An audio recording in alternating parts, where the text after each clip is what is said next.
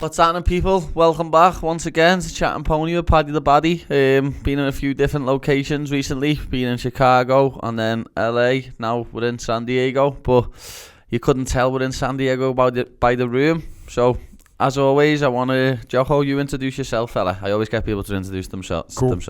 My name is Jocko. I'm an American, in case you couldn't tell. I was in the military for 20 years.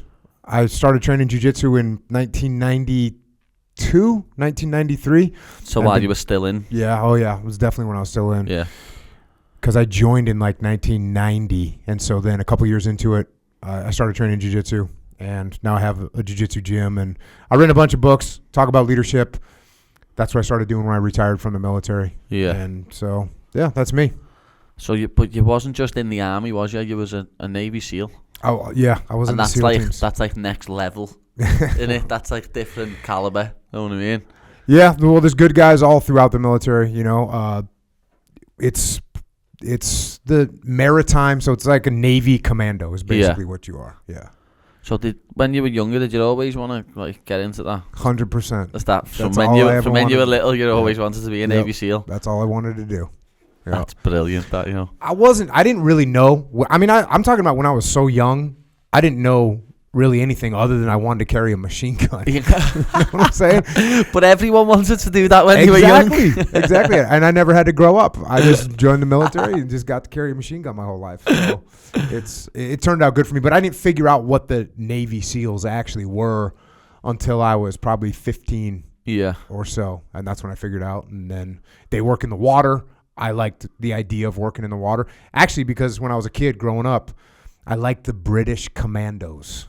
And I had these little toy British Commandos, and they had little rubber boats and kayaks. And I thought, that's me right there. Yeah. So the closest thing I could find in America was the SEAL teams. See, that's the opposite to me. I'd avoid water at all costs, especially cold water. So you're not doing any ice baths? You want to jump on my ice bath out there? Lad, I had to do one yesterday, and I was like, should have heard the noises out of me. Like people be like, he's not a fighter. How long did you stay in for? Don't know, about a minute and a half or so. I don't know.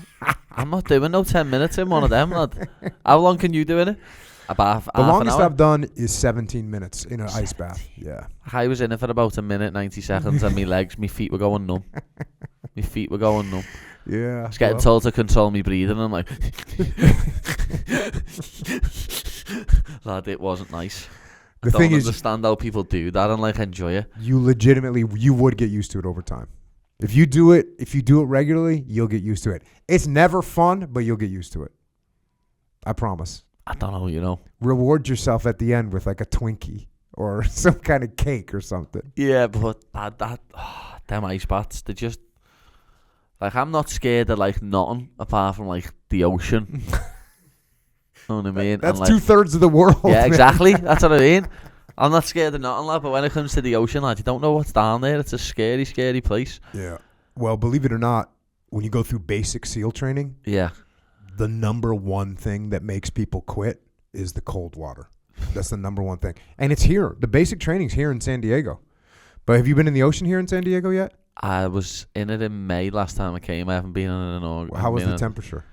I had a wetsuit on as well because I tried surfing for the first time. Yeah. It's cold. Yeah, it was cold. I think it's colder now, isn't it? Yeah, and people think when you see California on TV, you think the water's going to be warm like Hawaii. No, it's far from it. No. What is the water warm in Hawaii? I need to go there, mate. Yeah, the water's warm in Hawaii. Hawaii's beautiful. Like, I won't get in the sea because the water's too cold. I just won't. Yeah, no, I believe it. That's what makes people quit. What makes people quit is the cold water. I would say at least half the people that quit basic SEAL training because of the cold. Because they're freezing cold. That wouldn't surprise. I'd be one of them. Yeah, a question. So someone told me to ask you, do you think I'd be mentally strong enough to do it? And I don't think I would be. You know what I mean? I think I'm too cheeky as well. To end up saying, someone, shut up, you.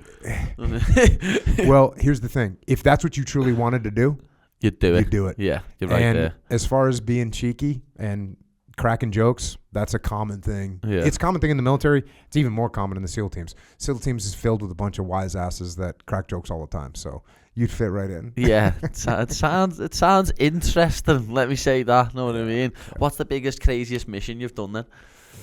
You know, if you can talk about it. Yeah, the probably for me well, not even probably. For me, the last deployment I did was in 2006. It was in the Battle of Ramadi. Ramadi was a city in Iraq, and it was just overrun by insurgents.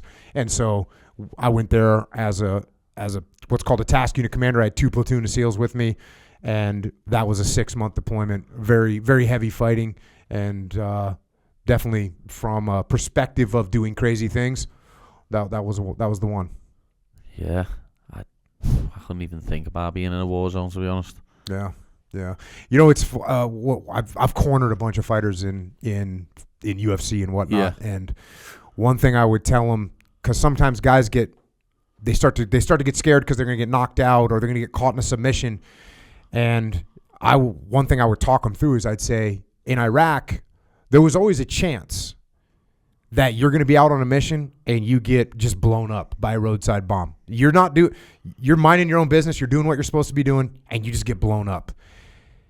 And if you worry about that, if you focus on something like that you really don't have that much control over, look, you have some control. You train hard, you prepare for it, you think about what you do to react if that happens, but there's still a chance you get shot, by a sniper that you can't even see. You get blown up by a bomb. That can happen in fighting. You can get caught with something you didn't see, and that's it. But if you focus on that, it's not good. It's not good. You got to focus on the things you control. So you train hard, you prepare hard, and you go in with the mindset that you're going to kick someone's ass. That's how you roll. Yeah. I know that's how you roll. Yeah, that's exactly how I roll, lad. But it's great the way you're using little metaphors there, cross-referencing, like, obviously your past experience over into the MMA world. Because obviously some people aren't as strong as me mentally, and they need them little things. Yep. That's what I think is my biggest. That's my best thing is me self-confidence, me self-belief. That is by far my best attribute. People always ask me what is it, and I just say me mental strength, and I'm sure that's the same for you. Yeah. Going through all the SEAL training and then all different missions. Like I'm just thinking about. I didn't even think of missions really. I was thinking about the training. How hard the training must be to become a Navy SEAL. I know the training to fight in the UFC is hard, but like army training, like Navy SEAL training, commando training, that's next level gear. That's and it's interesting what you say about being confident, right? And you got to be confident, because if you're not confident, you're going to be scared. At the same time, you know you're training hard, and that training is what builds your confidence. There's some people, when they start to believe that they start to think, oh, I can't be beat, I can't be shot, I can't be caught off, I can't be caught in a submission, so they don't train as hard. And that's the wrong answer. I've trained fighters where you can see they're overconfident, and you think, this isn't going to work out well. So you got to have that balance between being confident when you go in the cage, like, oh, I'm going to destroy this guy, but going up to that, you got to train hard to be ready for it. And that's the same thing in the military. You could be confident, hey, our country's strong, we got a great military, but we still got to train our asses off to be prepared for whatever comes. Yeah, you're not wrong there. Like it's different where I'm from. Like in Liverpool, no one really wants to join the army or the Navy SEALs or nothing like that. No one thinks, I want to go and fight for Queen and country. You know what I mean? No one thinks that way. In America, everyone's dead proud to be American. You know what I mean? In my city, it's not like that. That's kind of crazy to think about, because your little island, defended the world. Ruled the world and then defended the world from, tyranny and darkness. And I mean, I've worked with the Brits before. They're outstanding professionals. Have you worked with many Scousers? Along the way, yeah. But I don't know if I could claim that I worked with specifically any Scousers. I just highly doubt you have, because it's just something. Like, I've had someone on my podcast before Andy, who got his leg blown off in Iraq. You know what I mean? Or Afghanistan. I can't remember which one, but I spoke to him about it, but he said it like you. He just wanted to be. Yeah. You know what I mean? He wanted to do it. He had to go through all the different sorts of training and that to get through it, and he done it. It wasn't like about going and fighting for Queen and country for him. It was just the fact he wanted to be like a commando. He wanted to go out there and do it, and he proved himself right. Why do you think the people in Liverpool feel that way about? Oh, it's just the past. We've got a past with the whole country and the monarchy and the establishment. You know what I mean? It's they don't like us. We don't like them. You don't know. I'm just being honest. Yeah. That's I don't know what state would be like that in America. You know what I mean? I can't think. Well, I bet you have just people like that throughout America in different areas, where if the government imposes too much rule over Americans, we don't like it. Yeah. You know, so I don't know. There's no human beings that like to be controlled, right, by anybody. Yeah. And Americans are probably even more like that than normal, because we didn't. You want to talk about people that didn't want to put up with the Queen and with the King. Yeah, that's America. Yeah, that's America. That's America. That's how we ended up. I need over you. Like, this is the most interesting table I've ever sat at and done a podcast, though, to be fair. When you just look down and there's these sitting on the table. Lad, I was saying before, that's taking someone's arm clean off that. Clean. And just sitting there in front of me. Yeah, what happened was I put a picture up at some point of a table that we were doing the podcast on. Yeah. We had like a knife on there, and then people started sending us knives, and people have sent us so many knives now. Some of those are like World War II. That one there. I picked this one up, and I was thinking that must be a World War II knife because the weight of it. Yep. That must be a few pounds. That. Yeah. Well, that's what the Marine Corps used when they were doing the Pacific campaign, cutting through the jungle. See how thick it is? Oh yeah. Yeah. Hacking through bushes to get through the jungle over in the Pacific Islands. Like, that's proper weighty. Like, that must have been like if you're chopping bushes with that, your arm's dying after about 10 swings. The weight of it. Yeah. That's about 4 kilos or something. It's a good one. It is. Yeah. It's never breaking. Like, give them the due. It's never breaking. Oh, lad, we've rented a car. I don't drive, but the missus does. So she drives while we're here, and we rented the car, and we rented one new one today, and we were pulling it in, and she was like, "Oh, parking this big massive car, but the spaces here are like twice the size." Yeah. You know what I mean? Yeah. Have you ever drove in the UK? Yeah. It's the roads are very small. Yeah, tiny roads and actually smaller cars, like, diesel. All cars are diesel over there. Some cars are diesel, yeah. Like, you don't really have roundabouts, do you? No, barely. Roundabouts are very common in the UK. Oh yeah. The other thing is we have a pattern here. If there's traffic going on to a road, you rotate. You go. It's like left goes, then right goes, then left goes, then right goes. It's civilized. In England, it's just everyone's trying to get in there. There's no mercy. There isn't like here though. No one will let you in. Oh, see, I think it's different. If you're on the motorway and you're trying to get into the next lane and you've got your indicator on, people just look at you and just like, lad, let me in. What have I done to you? I'm serious. It's mad, lad. People just don't want to let you in around here. Oh. Have you driven up around Los Angeles much? I can't drive, but last time I was here, a couple of months ago, we went to LA for the first time, and Lord, I've drove around there, yeah. The traffic can be... Oh, yeah, the traffic's ridiculous. Totally insane. Yeah, ridiculous. Why can't you drive?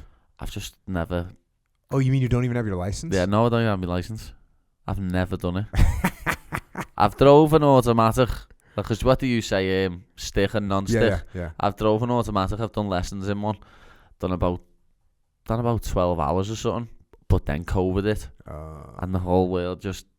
chilled. The whole world just got put on cool down, so I couldn't even carry on doing them. How do you get around at home? My fiancée. Nice. She's the chauffeur. You could say. But here it's hard, very hard, because of how big it is. Yeah. Like, we got it up the other day. Liverpool could fit into San Diego like 8.5 times. And that's just the city of Liverpool and the city of San Diego. Never mind, like, California. Yeah. Like, where I'm from fits into San Diego 8.5 times. It's ridiculous. The size of this place it baffles me. Mm-hmm. This is just normal for you. You know what I mean? This is normal, like, doing like 40-minute drives down the highway just to go insane. Yeah. It's just mad. Yeah. Like, it's like everything's bigger here. Yeah, and it takes me 15 to 20 minutes to pedal to the gym on my bike. Mm-hmm. It's like 4.5, 5 miles away. Mm-hmm. That's me every day. That's it. Gym, back. When you're here, it's like everything's off the highway. I couldn't even pedal my bike to the gym if I wanted to, because I can't pedal my bike on the highway. You know what I mean? Everything's off the highway. It's very convenient. Like, it's good if you drive, brilliant if you drive, but for people for peasants like myself, What do you mean? You got a chauffeur. Yeah. Well, you're not a peasant. Yeah. I need to pass my test though. It's just something I need to do. Is that something that when you went through the Navy SEAL training you had to have, or did you learn it on the job? Well, I would say in America, just about everyone gets their driver's license as soon as they possibly can, because it's more spread out. Yeah. You know, in England, it's probably now. If you went to a city, if you're in New York or you're in LA, actually the East Coast cities, New York, Chicago, Boston, you don't really need a car if you live in one of those cities. Yeah. But if you live in LA, you kind of need a car. Yeah. And the public transport here, like the buses and the trains in California, are horrible. They don't get you anywhere. You can't. It's not like in London. It's faster to take the tube. It's much faster to take the tube. It's definitely. Yeah. And New York can often be the same way too. You take the subway, it's going to be faster. In California, you try and take a train somewhere. There's only like 4 stations. Like, you can only go 4 places. It's ridiculous. So everyone outside the big cities, everyone in America, you're going to get your license as soon as you turn 15 or 16, as soon as you're allowed to. And I think America loves cars. Yeah, like, we love right there. cars. Love cars though. Yeah, it's like freedom.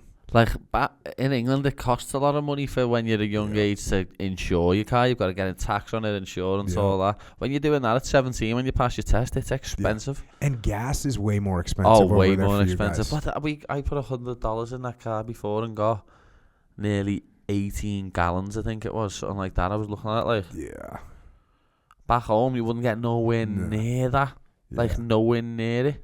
Yeah. Like, I see it, obviously, because I'm online and stuff. I see Americans complaining about gas prices, and I'm like, what?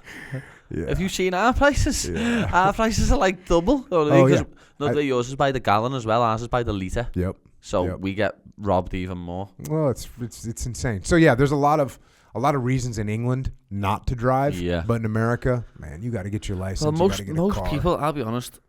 Most people that I know do drive. Most of my friends, but I'm just a spaceman. I swear.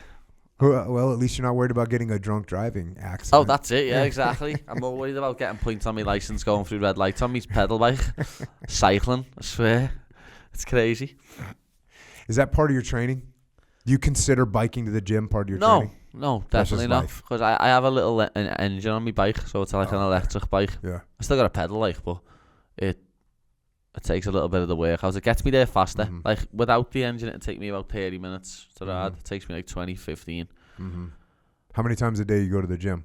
It depends. You know what I mean? Sometimes I'll go there and back twice. Sometimes I'll go once, and then I'll go and stay in a different gym before I go home and stuff.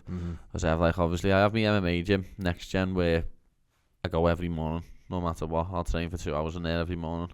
Sometimes I'll have sessions there in the afternoon. Other times I'll go to my boxing coach or my S&C coach and do things. But that's what I do every day. You know what I mean? I go and do my MMA every single day. Yep. So if I don't ride, though, the missus chauffeurs me. So I've got it nice. Yeah.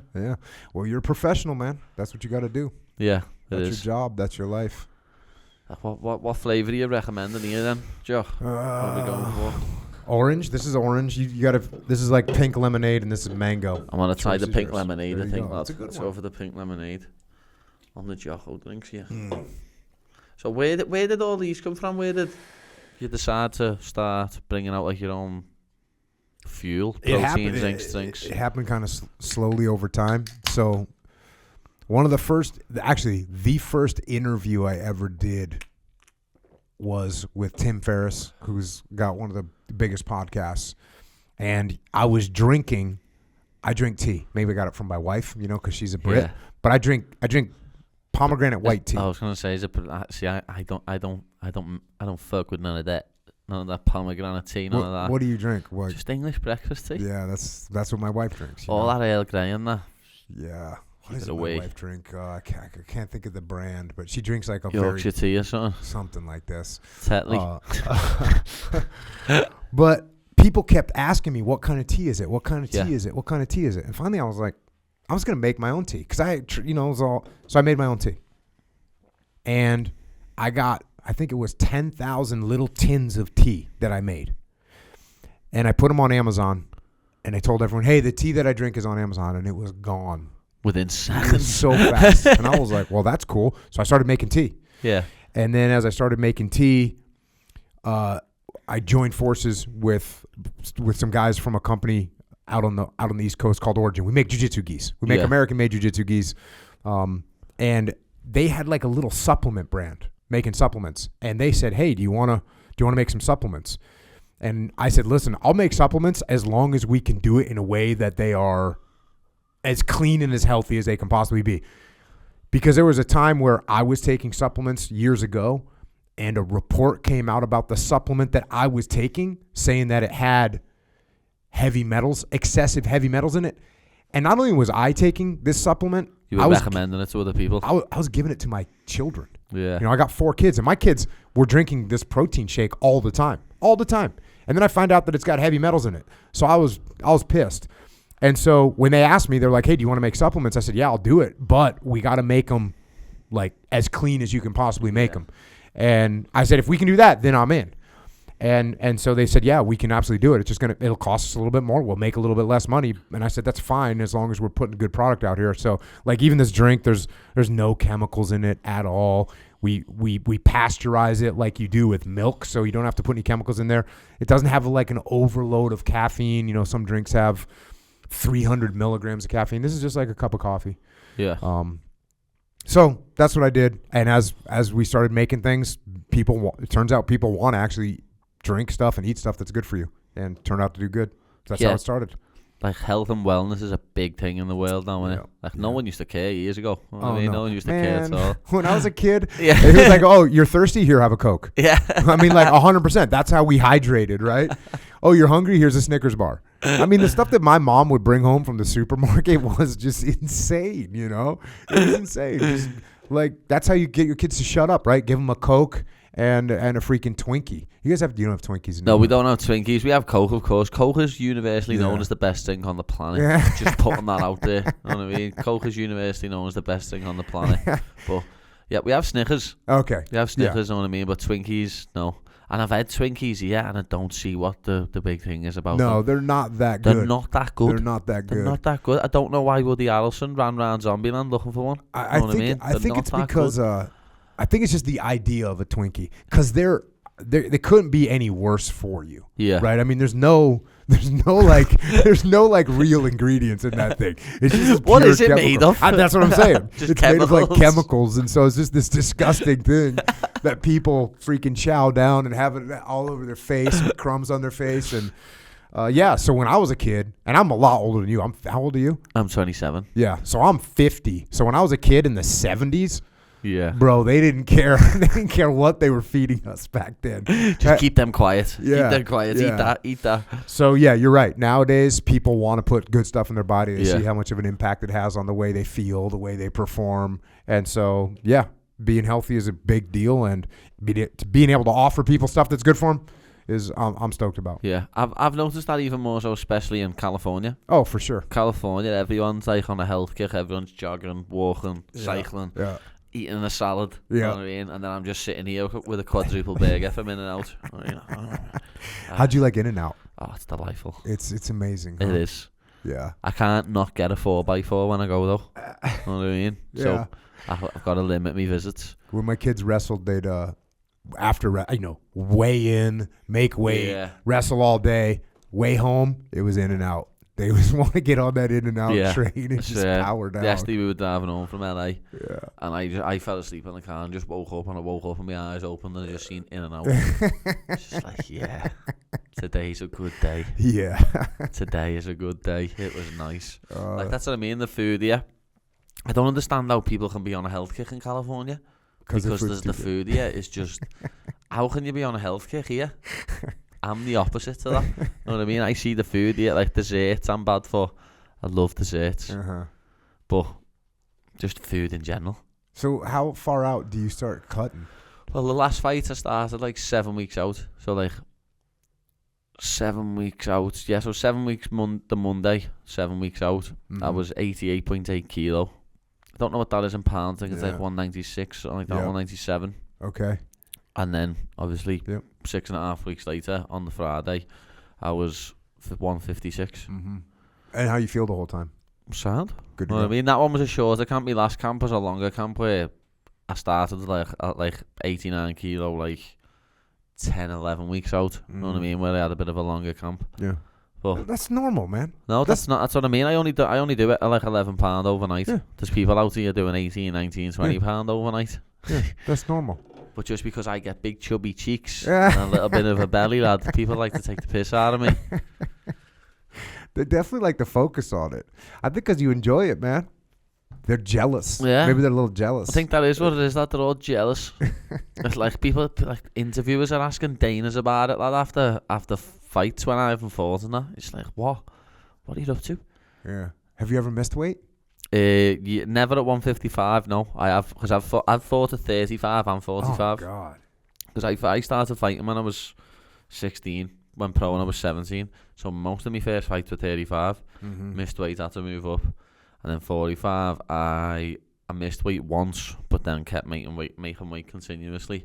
But then ended up, it was killing me, the weight cuts, to make 145, so I had to move up. Yeah. Well, you're a big framed dude. Yeah. You're not a small guy. No, I'm not. So I'm not, like, people still think to this day I could make 45, and I know I can't anymore. No, it's physically impossible. That would be wrong. I don't just about make 55, because I've done, like, when I've made 45 before, I've done £19 overnight, and it was disgusting. Yeah. Like, getting pulled in and out the sauna. Oh, yeah. Like, people locking you in the sauna. yeah, no, not even that, because I just sit there in it, but I was, like, on the floor, just lying there like a cabbage. Yeah. You know what I mean? Just like that. It was. That's not good. That they were like it's funny that when I always think back to what Adam said to Paul. Adam was my teammate at the time, but he's now like assistant head coach with Ellis. He turned to Paul, our head coach, and went, "If he dies, it's not on me." Mm-hmm. You know what I mean? Like that's how heavy it was. Yeah. You know Well, I mean? 19 pounds is a lot, especially for a 45. 45. That's what I mean. 19 lot of pounds weight. A lot man. of weight for a 45. That's a lot of weight. But how'd you feel in the fight? oh, there's a famous clip of me what went viral where I was sick in the cage. that was that fight. There you go. I done 5 5s, and in the last 2 rounds I was just surviving because I won the first 3 rounds, and then I just felt my arms die. I was just like. Yeah. I turned to Ellis and Paul in the corner. I can't feel my arms. Yeah. It's like, like it was bad. Yeah. Yeah, but if you're only cutting 11 pounds at night now, That's that's what I mean. 11 that's pounds. No factor. It's nothing. That's easy. And you still get to eat in and out. Yeah. You know, like when I'm in California, like my manager Graham always is on me case dieting, and I just, when I'm here, I can't. I just can't, lad. There's just too, like, one thing I still haven't tried is Jack in the Box. Oh. Everyone keeps telling me how good the milkshakes are in Jack in the Box, but I've never even been Jack in the Box at all. Yeah. Well, you should definitely hit it and experience Jack in the Box. I wouldn't say that. I mean, the Jack in the Box milkshakes, they're good. Nothing to write home about. Nothing to write home about. Yeah. What's the other one I need to try? Jersey Mike subs. Jersey Mike subs. I haven't been there. That's meant to be good stuff. I haven't been there. You need to go to Philly and get a Philly cheesesteak. Oh, I know I need to. Yeah. One of my mates lives in Philly as well. I need to go there and get a cheesesteak. Yeah, and then you need to go to get New York and get pizza in New York. I've had some pizza in New York. Like I went to New York to do film barstool stuff last. I went to New York in 2018, and then I went in November for the MSG card. Yep. And I still need to do a pizza review with Dave. Like, oh yeah, that's right. What about steak? Do you like steak? Yeah, I love steak. Yeah, because like I love steak now, but when I was it took me a while to learn to like steak because when I was growing up, man, we weren't eating steak. Yeah, like, it was I too know much what money. you mean. Like when I didn't start eating steak until I was like later in my teens, and my dad had to get me to eat it. And at first, I was eating it with tomato ketchup. Having it like well done and eating it with tomato ketchup. But then obviously when I got to like 18, 19, 20, my dad was like, no, have it like this. Mm-hmm. And my dad started making me at medium rare. Yeah. Where it's still got a little bit of blood in it and it's got flavour. Know what I mean? Did you go to Hodad's yet? Oh yeah. No, what's Hodad's? Hodad's is a burger place in San Diego. Yeah. And it's epic. I'll give you the map. Yeah, I'll tell you how to I went get there. to STK here last week, but it was nice. Yeah. But the queue was like the wait was ridiculous, and we had a table booked. It was quite annoying, to be fair. But what was that other steak gaff we went that time? Huntress. That was nice in downtown San Diego. What are you eating when you're in camp? Well, luckily enough, I have like a meal prep company, but sorts me out. They help me out a lot. Like it's just stress free. So it's just stress free, and you're basically reducing your calories a bunch, and that's that. Like everyone always asks me, "Oh, Pad, how'd you do it? How'd you do it? How'd you do it?" And I'm just like, calorie deficit. Yeah, freaking eat less and work out. Exactly. Eat less, train hard. Literally, it's just hard work and dedication, and that's it. Like that's all you gotta do. Yeah. And the amount of people who are on me, how'd you do this? How'd you do that? How'd you do this? I'm just like, lad, just eat less. Like that's what I do. I try and keep my calories under 2,000 a day, and I'll burn a bit. I burn that as my resting metabolic rate, 2,000 a day. Yeah. So, what do you think is the most calories you've ever eaten in a day? Well, not this fight, the one before. I actually recorded it, but I didn't record sauce as well, and I use a lot of like ketchup, mayonnaise, barbecue sauce, and without even recording sauce, I ate 10,700 calories. God. That was the Monday after me fight in March. Nice. That was like what I didn't say, today I'm gonna try and eat 10,000 calories.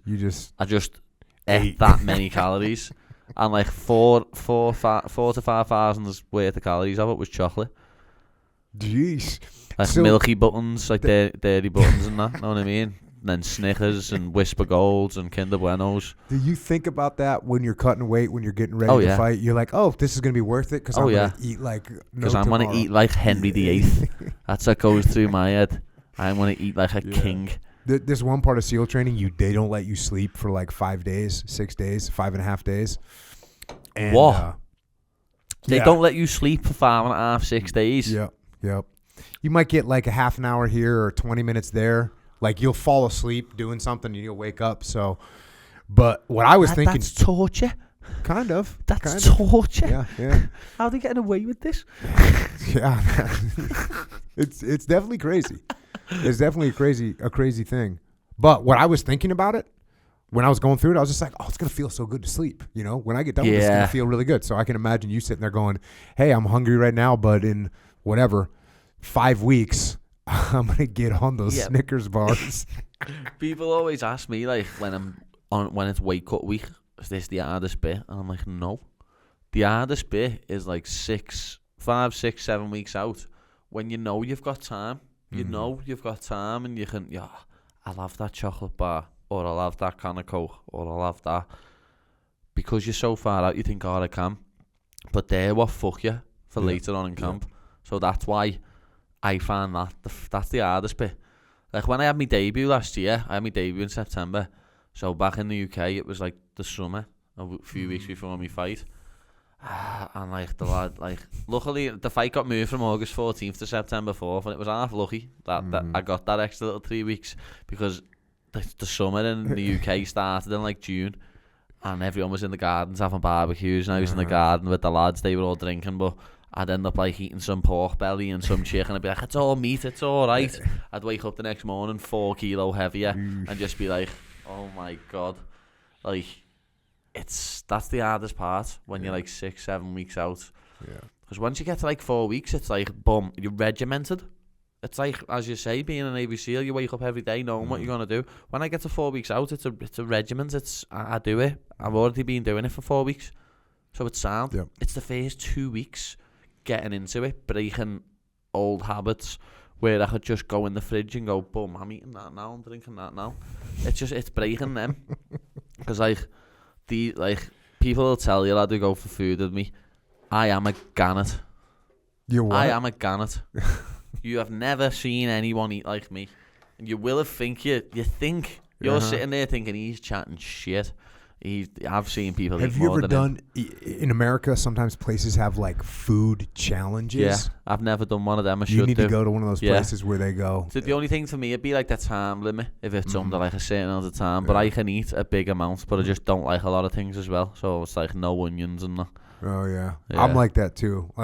Also, because I kind of like, we didn't eat a bunch of different foods when I was growing up. Yeah. So I don't like a lot of fancy foods. Yeah. Like, that's why I asked you if you like steak, because the only thing you're talking about is like In-N-Out burgers and Coca-Cola. And I'm like, maybe he's like me, just grew up eating crap food, and that's what tastes good to you. Yeah. When I was younger, we did go eating a little bit of crap food. But then, steak's one of my favourites. Like, oh, yeah. Steak's up there. Like, we went to that Mastro's in LA the other day. The steak in there was delightful.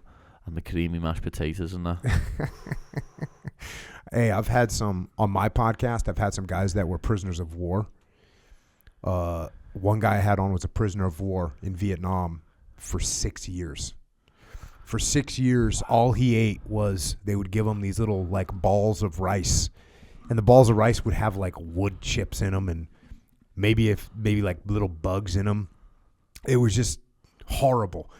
But he said they would sit around with their cellmates and they would talk about food for hours and hours. They would just talk about like, and I bet you that got them through it. What are we going to have for Christmas dinner when we get home? And they'd go through every detail of cooking it and preparing it. That's what they did, man. I think you could be like that week 5. No, it's funny because that's what me and Molly do. Oh, yeah. Me and Molly have sat there. Like when we had our debut in Vegas, we'd go back to the room while the other people would be doing, or like our corner team would be doing stuff. And we'd just go on YouTube and put food eating stuff on. Molly like looks like competitions. Molly looks like she is strong. Like, is she abnormally strong? She's strong for a girl, like, yeah. Because she went back in the UK, there's not a lot of women fighters. It's not mainstream enough yet, really. So she has to spar with the lads. Mm-hmm. So she spars with like the 125-pounder boys and 135ers and that, know what I mean? She has to spar with them. So I think she has a little bit of an advantage over other girls she fights because she spars boys. For sure. Know what I mean? And there's as you know, there's a big difference. Not being sexist, know what I mean? But there's a big difference between fighting men and fighting women. Yeah. Yeah. She looks like she's strong, powerful girl. Yeah, she is. For sure. Does she like to eat as much as you do? No, she likes to drink a bit more than I do. Right on. Like we have a laugh and say like we're like Ricky Hatton, but spread into two. Know what I mean? Like Ricky Hatton used to like drinking and bevying, but she does the drinking and I do the eating. Know what I mean? So it's not as bad. Yeah, that's good. That's good. Yeah, because man, he definitely liked those two pathways. Yeah, he liked both of them. Know what I mean? Sure. And that like I fucked them up, but. As I say, Molly likes a bevy, yeah. She has a blowout after the fight, and I'm the same. I have a blowout with me food, I do. I can never like describe to people how much I actually eat. I can't really put it to you. Everyone says it to me. When they actually watch me eat, they go, "Are you still eating?" It's like, yeah, I'm not full. You know what I mean? People are like, "Aren't you full yet?" I'm like, no. I just don't get full. But it's got worse over the past like year. So why has it gotten worse? I don't know. That's what I mean. I don't know. I've just got a bit older, a bit more mature, and I know that food's the best thing on the planet. Like food for me is just better than anything. Serious. Like I think that is like lad. I had COVID like at the start, and I'm just glad it never took me taste. Because there's a few people back in the UK who I know like I still haven't got my taste back, lad. I don't know what I'd do if I didn't have me taste for like a year and a half, you know. Do you cook your own food ever? No, I can't cook. Yeah, I can't cook, lad. So that's another thing. Like in America, some people are so into cooking. Yeah. And they spend all day like getting the food all ready and getting the steaks marinated. We haven't got time for that. Yeah, I'm just like, no. I haven't got time for that shit, lad. Know what I mean? I really haven't, lad. But my fiancée, is still very unhappy with me that I still haven't cooked her a meal in our house that we moved into like 18 months ago. Can you order something out? Yeah, I've ordered stuff, but it's just, you know what I mean? I'm still doing the same thing. Yeah. You know what I mean? I'm still putting food still on the table. You know what I mean? Providing food. If we was back in the hunter-gatherer stage years ago, you'd be happy with it. You did your bit. I mean? Yeah, I've done my bit. Simple as. When are you getting married? Next year. Next May. Is there a date on the calendar? Yeah, I've got a date, all deposit and that paid. It's gonna cost me an arm and a leg, but we'll get through it. We'll get through it. Then you're gonna have kids and everything? Yeah, I don't have kids and that. Right on. I've still got stuff to do now though. Yep. You know what I mean? For sure, man.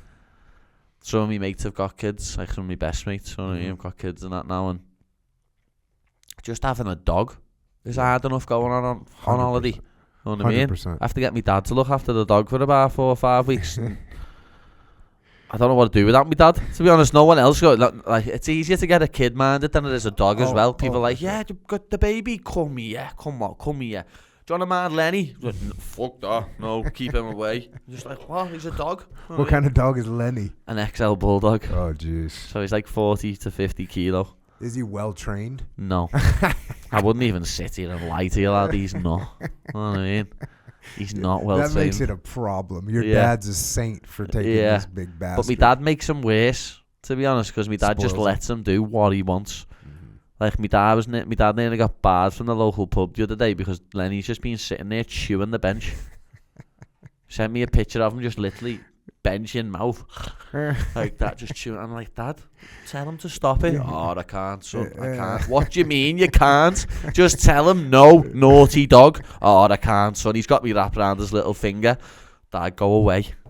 Like I say, how's your grandson? Because he treats him like a grandson. You know what I mean? So I say, how's your grandson? Swear, my dad in his old age is getting soft. He wasn't like that with me when I was a kid. Wasn't like that at all. Did your dad get you into fighting? No, not really. You know what I mean? Like, everyone always says that, what got you into fighting? I can't really pinpoint. I just watched Diego Sanchez versus Clay Guida. Hell yeah. Someone put that on YouTube in the youth club, and I was like, I need to try this. This is some sick shit. That was a scrap. Yeah, right and then boy. a few weeks later, I watched my first one live, and it was Rich Franklin versus Vitor Belfort, UFC 103. Yeah, and like, obviously at our time, it finished at 5 a.m. and I went for a run, went for a jog at 5 a.m. I went to the gym about 10 days later, and I can remember the date I went to the gym, the 20th of January 2010. That was when I started training. I mean, as we were saying before, I didn't have no background. Like, that's what's great about America. Everyone has a wrestling background, no matter what. Everyone's got wrestling. Yep. Whether they've got nothing else, they've got wrestling. Yep. Because whether they done it in college, they might have done it in college, but they done it in high school, or they done it when they was a kid.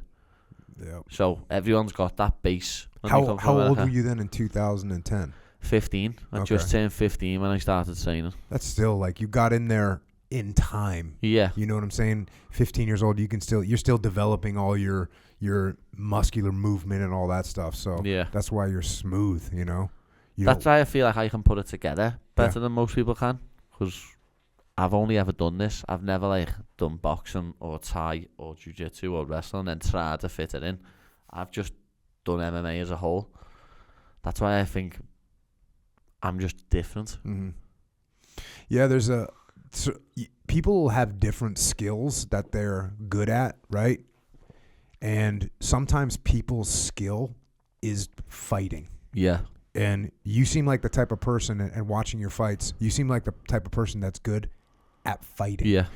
And like Fedor was like that. Like you see Fedor would like take someone down, but then knock them out, but then choke them. You know, like he's going to do, and he would put it all together in a way that back then was kind of, it definitely. No one knew what was going on. No one really knew how to handle this.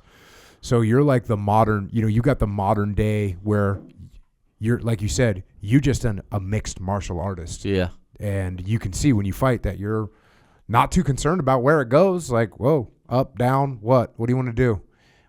Let's bang. Let's do this. I don't mind that wherever the fight goes. I really don't mind.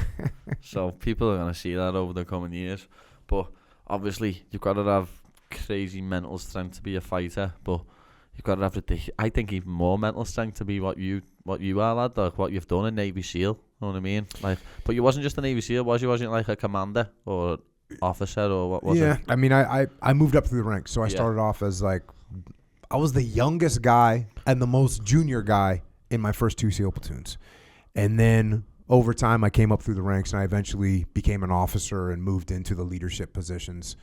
And, as far as, for sure, like, listen, when you're getting ready to go on a combat operation, you're facing actual death, right? Like there's a chance that you or one of your guys is going to get injured or killed. Like that's what people say to me. Oh, you put your life on the line, and I know obviously there's a chance that I can. Yep. It's but part of the chances. Seriously, it's like 0.1%. Yeah. Actually going into a war zone and fighting, there is a high possibility of a chance that you can die. Yep. Like that's what people try and compare the two things to me. Some days when they're talking to me about it, like, and I'm like, lad, you can't compare them. No, honestly, there isn't really a comparison. There isn't at all. Because guys that are going into combat are putting their life on the line. Guys that are going in the cage, look, you're putting your pride on the line. Yeah.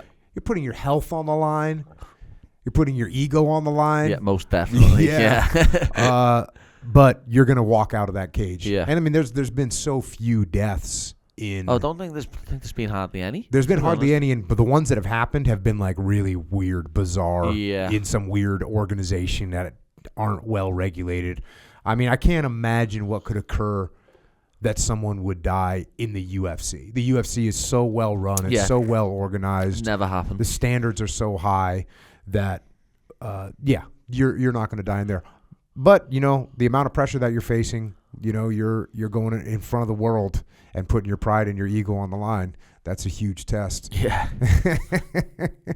Do you get nervous or no? No. Yeah. People always ask me this, and I give them the same answer every time. I've had this saying since I was 16. I said it when I was 16. What's the point of being nervous when you know you're going to win? Yeah, there you go. And it's just something I've always stuck with. And I've told a few people this. The only times I've got nervous, I've lost. Mm-hmm. Like, obviously, you get the butterflies and stuff in your stomach, but as soon as the cage door shuts that and the ref says go and we start walking to each other, that's it. Yep. Well, if you put in the work... Yeah. What you're in there. That's what you want to do. This is another thing I used to tell fighters is because they would get nervous and they didn't really know what it is. Sometimes they don't really know what that feeling is. Yeah. And I used to have to tell this to young SEALs, like going on their first mission, and you could see that they're nervous. And I'd say, "Hey man, how you doing?" They'd be like, "Oh, I'm doing fine," because of course they don't want to say anything. Yeah, they don't want to say, "Oh, I'm shitting myself." Yeah, they don't want to say that. So I'd say, "Hey man, well, let me rephrase that question. How's your stomach feel right now?" And they'd say, "Oh, I'd say, hey man, totally natural. It's totally natural for you to feel like that. And what that is, that's your body preparing for combat. That's your body taking blood away from your stomach and sending it to your body so you can go and fight. And it's a good thing." Yeah. And once they understand what that feeling is, and they're like, "Oh, cool. I'm a little bit nervous. That means I'm preparing for combat. Let's go. Rock and roll." Let's go, motherfuckers. But so obviously, if you've been in all these crazy high pressure situations and near death experiences, surely you must have experienced some form of PTSD. No, because I know people in the UK who've experienced it. Know what I mean? And they haven't done big major operations like yourself. Yep. I don't really know. I don't really know about that. Listen, I lost some of my guys. I lost some of my friends. Yeah. And do I feel sad about that sometimes? 100%. Do I wish that I could bring them back? 100%. Do I dwell on it and allow that to drag me into a mental place where I'm not doing something positive with my life? No, I'm not doing that. To me, that would be an insult to my guys, right? To their memories. It would be an insult to them to go through life thinking or to treat my life as if I'm not lucky to be here. Man, I'm lucky to be here. And those guys, all these servicemen and women that sacrificed their lives, they gave us a gift, and that is to be here, to be able to do what we want to do, to be able to freaking make drinks and eat In-N-Out burgers and all these things that we get to do, train jiu-jitsu. Like, this is amazing opportunity that we have. So, I don't really think I have any kind of post-traumatic stress disorder. Again, does that mean I've never, been sitting by myself and start thinking about the friends and that I've lost and missing them and feel sad about it? Of course, man. You lose your friends, you're going to miss them. Yeah.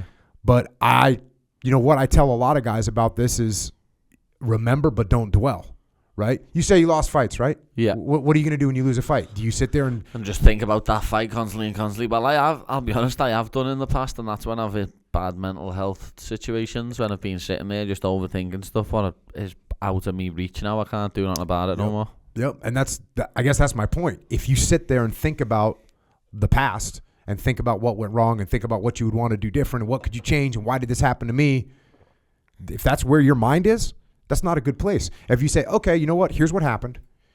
Here's a mistake I made. Here's what I can learn from it. Here's what I can change in my life and do better next time. What's down the road? Yeah.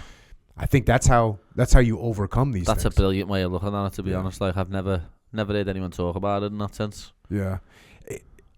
You can't change what happened. You know, and again, fighting is a great example. People get caught. They make a mistake.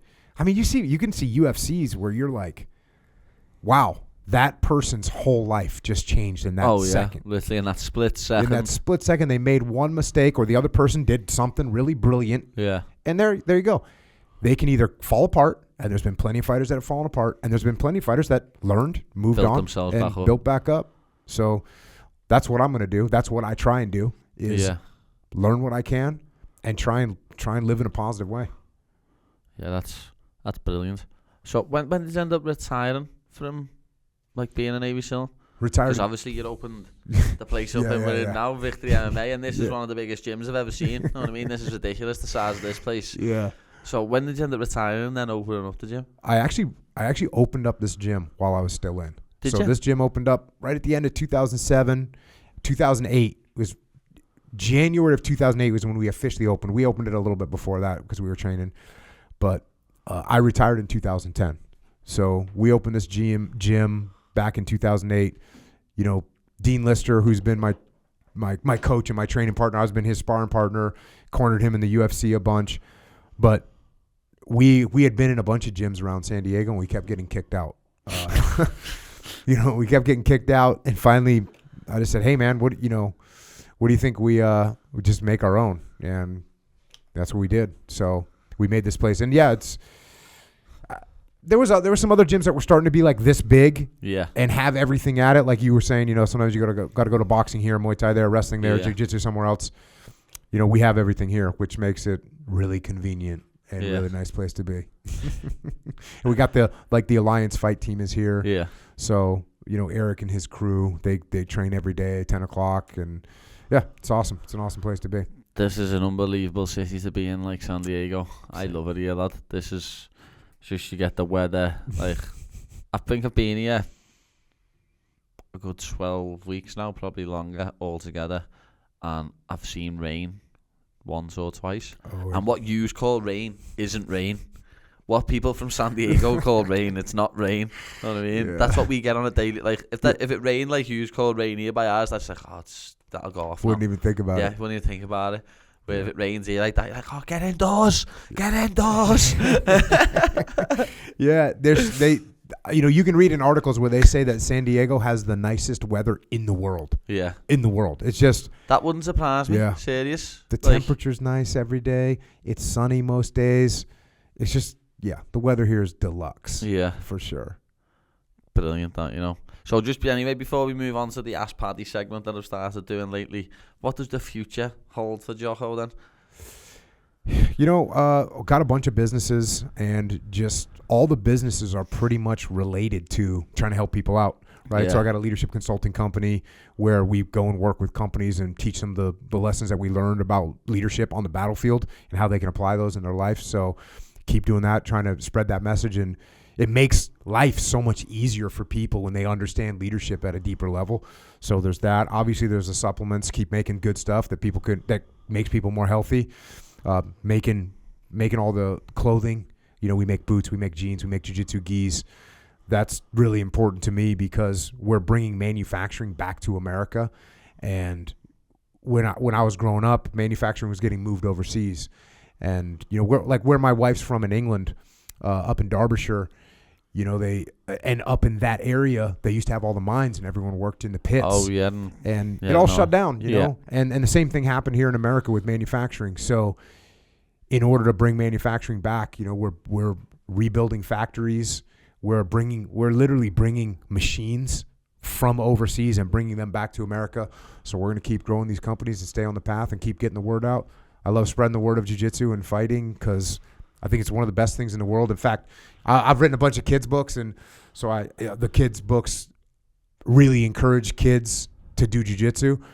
And I always tell parents that jiu-jitsu is the most important thing you can give a kid, even more important than love. But so just trying to get that out there because I think it's a really positive thing. Yeah, when I had the same as you though. Whenever I get asked, "Oh, what should my child start doing?" Because most people want to get the kids into striking, don't they? Boxing, kickboxing. I always say jiu-jitsu. Yep. Get them started with the jiu-jitsu, and it's the best form of self-defense that you can have on the 100%. planet.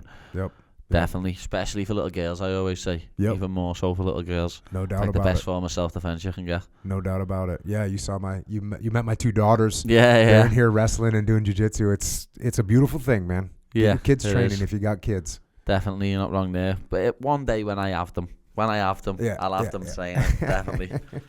But I started this new little thing on my podcast, lad, called Ask Paddy. Okay. So people send questions in. Some will be for you as well as me, because we let them know what guests we've got on.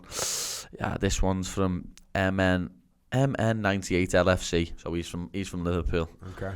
Asked Jocko how intense his training was, and if there was moments where he thought he was going to give up. Of course there was moments he thought he was going to give up, but he had to push through it because he's a chest. No. Actually, even better. No, he just didn't ever think ever once he was gonna quit. No, some people will say everyone that's going through SEAL training thinks about quitting. I never thought about quitting, and I know a bunch of my buddies never thought about quitting. Yeah, like we said earlier, if that's what you want to do, you're gonna do it. You're gonna do it. So that's just what you were built for, then. Isn't it? You know what I mean? Literally, literally what I always wanted to do, and I got the opportunity to do it. You know, it'd be like you right now saying, "Oh, you know what? I'm not going to fight in the UFC anymore." Yeah. Like, can you imagine saying that right now? No, definitely not. So there you go. That's all. There you go. I couldn't. Here's a good one. But I don't know how to say. BUSSC. I'm going to guess it's bussy. Or bus. I don't know, but whatever. Do you think a military background is an advantage in MMA? Love seeing some of these former military guys making their way into the sport. I'm curious on your thoughts. I think a military background is advantageous in anything that you do in life. I think going through the discipline that you get put through and the hardships that you get put through, the challenges that you get put through in the military, I think that's good for anybody. Here's a real downer. If you're in the military, you're giving up, 4 to 6 years of your life, where if you are going to be an MMA fighter, those are some prime years to give up. So, I mean, imagine if you would have trained at 15, 16, 17, and then 18, you disappeared for 4 years or 5 years. That would not be good for your mixed martial arts career. So I think if you wanted to be a mixed martial artist, you should focus on that and make a solid run at that. Give it all you got from when you're 13, 14, 15, 16, 17, 18, 19, 20. And look, if you make it by the time you're 25, 26, cool. If not, then it's time to go in the military and try that out. So, and also, in fighting, if you don't have that discipline, like you're saying, you go to the gym every day. Yeah. When you're in a camp, you eat the right foods every day. If you didn't have that discipline, you wouldn't be successful. So you're going to find that discipline that the military would have instilled in you, or you're going to fail and you won't be a fighter. I'm like both ends of the Richter scale, me though, because I'm like proper disciplined, head screwed on everything, boom, boom, boom, and then as soon as my hand's being raised and I walk out that cage, I am the opposite, as you can see by the cheeks. But I like this question. In turn, asked, has there been a time where Jocko has had to resort to hand-to-hand combat in an operation? Yeah. Believe it or not, all the time. So this is a question I get asked a lot. And the reason people are surprised by that is because they think, oh, that meant I was out of bullets and I was out of grenades and I was just me against some other guy, like in Saving Private Ryan, like Rambo and but that's not what happens. What happens is when you enter a building or you go to assault a building, you enter that building. There's people in there that are unarmed. Yeah. And you can't just go in and shoot unarmed people. And the women and children, you can kind of communicate with them, and they're not a threat, so you can kind of deal with them. But if there's a 18 to 55-year-old male and he looks like he's not going to be compliant, well, you got to make him compliant. Yeah. And how are you going to make him compliant? You're going to use combative techniques. Yeah. And so, everyone that's been on military operations in the last 2 decades of fighting You've had to put your hands on guys. You have to get control over them.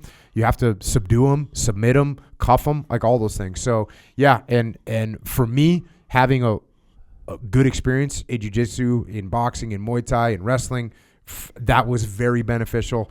And if you're in the military and you're not doing those things, you definitely should. Yeah, you're not wrong there. Like, here's one. Shannon Bailey asked how Jocko keeps mentally and emotionally charged. Is it a combination of exercise, eating well, sleeping right, letting out frustrations, etc.?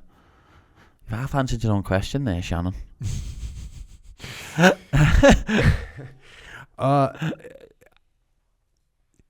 I think definitely, eating healthy, working out all the time is a pathway that you stay like energized, right?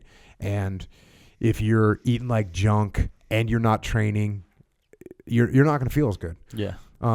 Now, that being said, even when I eat right and I'm training right, that doesn't mean some days I don't wake up and feel like crap. That doesn't mean some days I don't wake up and go, oh, man, I'd rather lay in bed. And that's where discipline comes in, because you know that what you need to do is not what you want to do, it's what you need to do. What you need to do is you need to get up and go. Yeah. Kind of like when you're in camp. There's definitely days. I've trained all kinds of fighters. Yeah. Every single fighter has a day. I wake up on a Thursday morning, lads, after you've done 3 hard days and you've got to go in and spar, do 5-5s with a gang of killers. You're like, can I be arsed getting out of bed here? Can I really? Yep. And that's what you got to. And that's how you just got to go, shut up. Yep. Get up. And you're going to feel better when it's done. Yeah. And it's the right thing to do. So remember what the reward is. And that should be enough to push you through. Yeah. So, 2 more. I want to end on that one because it's a funny little question. But this one first means a little bit more. From Doug Norton. Ask Jocko what he still would like to achieve in his life. Does he have a bucket list or perhaps something that he couldn't die without having done? Man, I always wanted to be on Paddy's podcast. We did it. We did it. Man, I don't know. I've been very, very blessed in my life. I like you wanted to grow up being a fighter. I grew up wanting to be some kind of commando. And I was able to do that. I was lucky enough to be able to serve in combat. I served with a great bunch of guys, and that was what I always wanted to do. And so the rest, man, is the icing on the cake, as they say. My bucket list was complete, when I retired from the military. Yeah. Now it's just all good times. All extra. Now you're just adding ticks on boxes. Boom, boom, boom, boom. But I want to ask you this one last, because this is a great question. If Jocko was making his debut in the UFC, what would his walkout song be? It might be Black Sabbath, War Pigs. Yeah, it would have to be. Black Sabbath's my favorite rock and roll band of all time. So it would be some Black Sabbath song. War Pigs might be it, even though it's an 8-minute song. Probably be Black Sabbath. I know what you mean. There's a lot of songs like that, though, isn't there, where the intro's a bit too long, especially them old 70s, 80s songs. Like the intros are too long. You're like, come on, just kick it, boom, and they just take too long, and it would ruin a walkout song. Yeah. But nice one for watching, people. But tell everyone where to find yourself first, Jocko, and obviously shout your products out. Tell everyone about your podcast, all your social media and that. Yeah, really easy. I'm at Jocko Willink on all social media. If you want to find out about anything I'm doing, go to jocko.com, JOCKO.com. That's where you can find all the supplements, the leadership consulting. I've written a bunch of books. Got to talk about that. I think I've written like 10 books or something like this. You've done that much in your life. You can't go over it in an hour, lad. There's too much there. Know what I mean? But that's where you can find me, jocko.com. Appreciate it, and awesome to talk to you, man. It's been cool to watch your rise, and I can't wait to see how far it goes, bro. Yeah, my pleasure, lad. I'll have to return the favour one day when we get some more time. Yeah, but for sure. Thank you very much for coming on. I really appreciate it. Everyone, thank you for watching once again. See you next week.